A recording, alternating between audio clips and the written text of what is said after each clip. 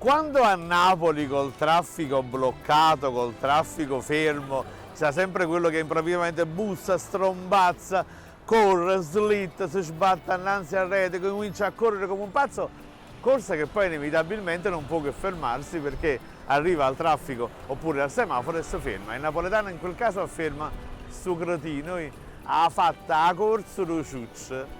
Ma perché ha corso lo ciuccio? Vediamolo. In realtà voi sapete, l'asino, il ciuccio, massimo rispetto, simbolo della tifoseria del calcio Napoli, l'asino non corre, tranne alcuni casi e di breve durata. Per esempio l'asino, quando la sera ormai, come devo dire, ha finito la sua giornata di lavoro, sta per tornare in stalla, all'approssimarsi della stalla riconosce l'ambiente, capisce che sta finendo la giornata di lavoro e improvvisa una corsetta di felicità, la quale però inevitabilmente non può che concludersi annanzi un muro da stalla. Ecco perché ha fatto la corsa lo ciuccio.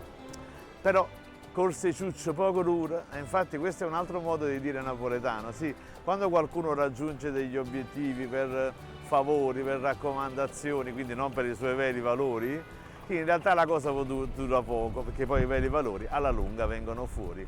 A corsa ciuccio poco dura.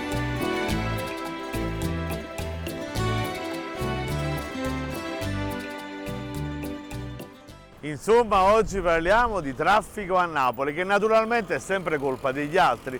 Ma dove cazzo va tutta sta gente? Ma non ho capito. Ma quanti caspiti semafori ci stanno a Napoli? È sempre come se noi nel traffico poi alla fine non ci stessimo mai. Il traffico poi ovviamente, come dico, stimola il turpiloquio. A me la parolaccia più diffusa è cornuta, che fa riferimento, come devo dire, alla fedeltà della consorte. Ma a Napoli le due parole più diffuse sono lota, sta lota, che come sapete insomma è una parola solenne perché è dal latino lutum, che significava fango, fanghiglia, e l'altro risponde ne lutam, che è dal latino letamen, perché significava nell'antica Roma sterco, escremento.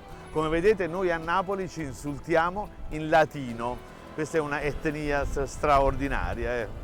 Quando però qualcuno poi si ferma a centrostrada, si ferma con le quattro frecce in seconda, terzo, quarta fila, insomma, il napoletano usa un termine meraviglioso. Ecco qua, mi messo un cantaro in mezzo a casa. Un cantaro in mezzo a casa. Il cantaro è il vaso da notte, il pitale, e dovrebbe stare nella colonnetta, nel comodino accanto al letto.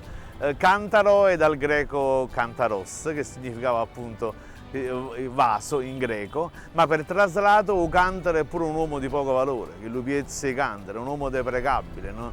Un cantaro, ecco, di nuovo, come dicevamo, ci insultiamo in latino, ma anche in greco, è una lingua straordinaria. A stumun, solamente un cantaro è necessario, ecco, quindi tutto il resto, diciamo la verità, è superfluo. Sì, a volte accade che due macchine si incontrano per la strada, aprono i finestrini, si salutano, bloccano il traffico, una fila qua, una fila là, tu provi a protestare timidamente e chi ti guarda pure storto, insomma, provi a bussare il clacson.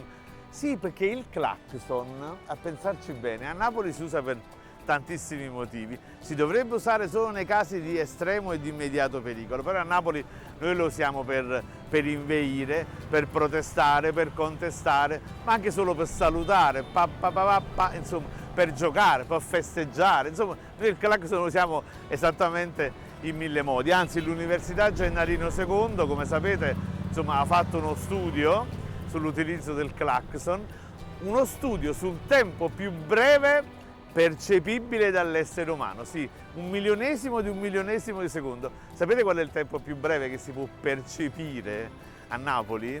È il tempo che passa fra quando sei in fila al semaforo, tu stai avanti, scatta il verde e quello di dietro ti bussa. Quello è il tempo più breve percepibile da un essere umano.